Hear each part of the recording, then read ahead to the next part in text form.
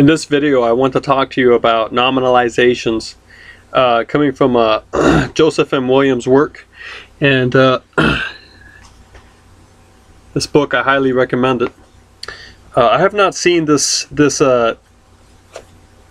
style 10 Lessons in Clarity and Grace by Joseph M. Williams. This is in the 4th edition, and the copyright of this book is 1994, so it's coming up to 20 years. And I'm still pulling from it, still recommending it. So I believe it's in a much higher edition so far. But what Williams is saying here is not necessarily new to him, but I think the language is new to him. I mean his labels and the way he works it. But we need to take care in how we assess what he's saying, because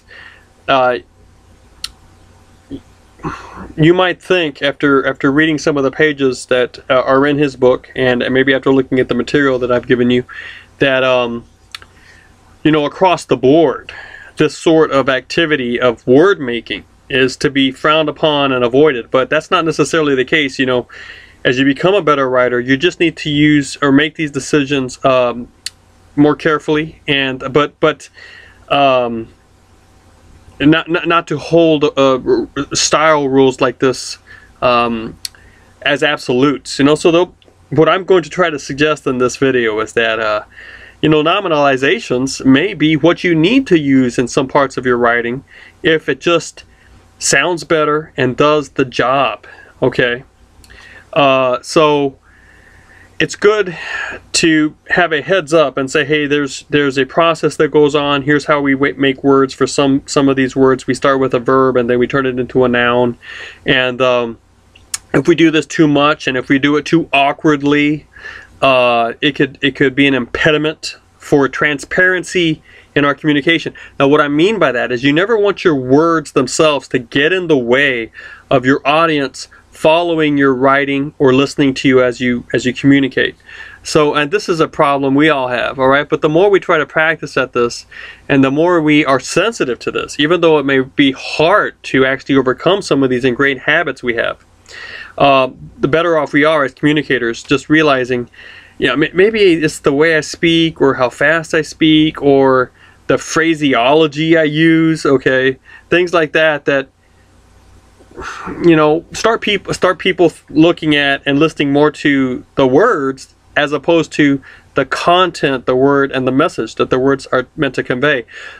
So whenever there's a style rule that, in fact, to hold it, to keep it, impedes how the utterance is going to be received, I would break the rule. You know, so what if you're breaking an old saw about a grammar that no one really ever buys into anymore, like the whom, H-W-H-O-M. You know, I'm glad to see that word is dying away. So we just don't use it anymore. Why do we insist on it as a grammar rule? I understand at one point it did have some value to it in making some distinction between direct objects and indirect objects.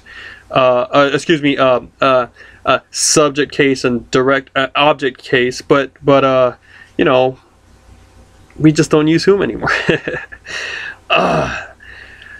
Same thing with a person going into his or her house. I'm glad to see this is dying away too, because we're not trying to stress the gender there. And in order to you know, appease some logician / grammarians who want to insist that the subject, a person, needs to agree in number with the pronoun his or her as opposed to they. Well, that's nice. You know, some people insist on that because they might insist on that, but that's not an established rule. That's not necessarily the right thing to do, especially when you don't want to stress gender. No one is going to misunderstand you if you say a person goes into their house.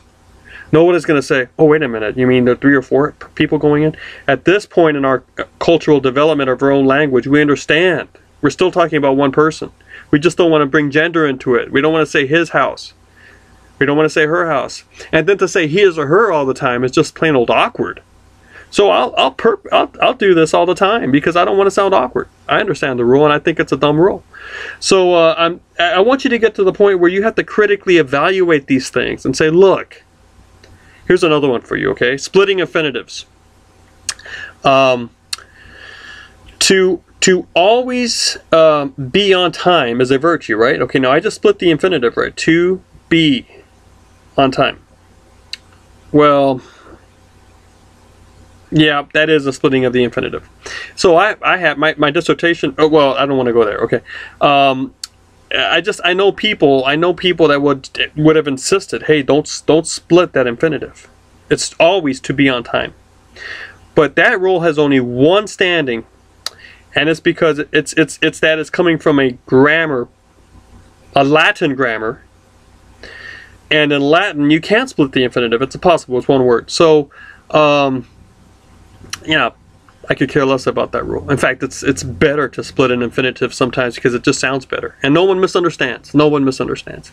So, with William's admonition here about nominalization, I want you just to remember that at times you need to use the nominalization. It sounds better. I'm going to come back in another video and talk to you about some practical examples about that, but that's basically all I'm going to say about this.